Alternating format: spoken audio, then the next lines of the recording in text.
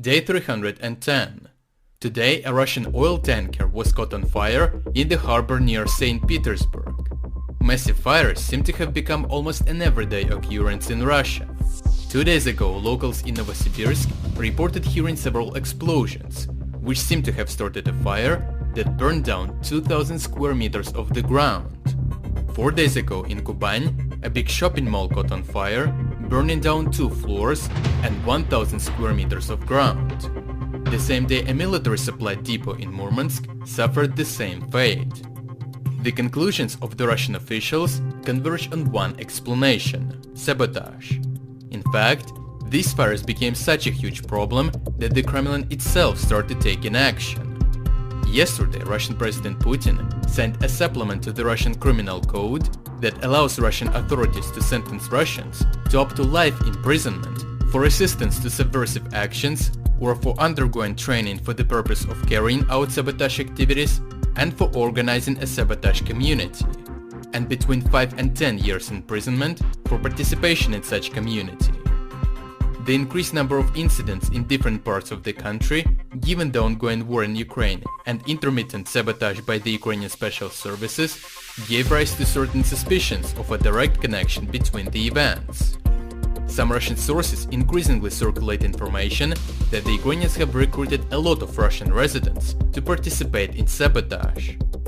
Recently, the head of the Ukrainian secret services indirectly confirmed these claims and stated that they have a huge number of men and women operators on the territory of the Russian Federation.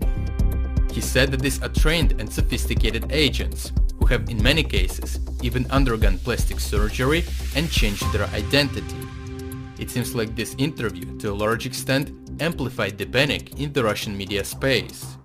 And no wonder, because over the last 3 months there were more than 40 large-scale fires on trading, industrial and military objects in Russia, and 10 of them happened only in Moscow.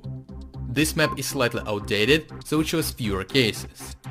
A prominent Russian source tried to compare the number of fires to the last year and concluded that there was only 25% increase in accidents, which in their estimation is insignificant. However, it is unclear how they picked the data for the last year.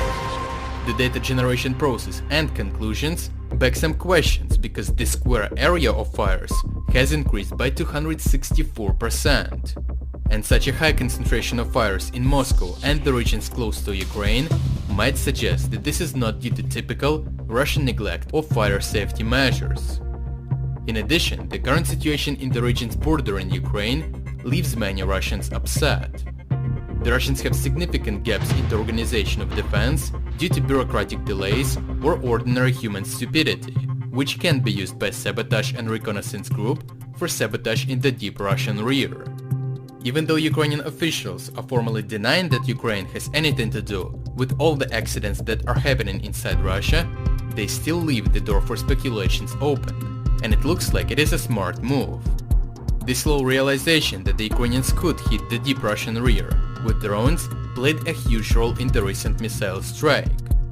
The realization that there are enough gaps in the organization of Russian army and state administration may cause even more paranoia, leading to serious problems for the Russians.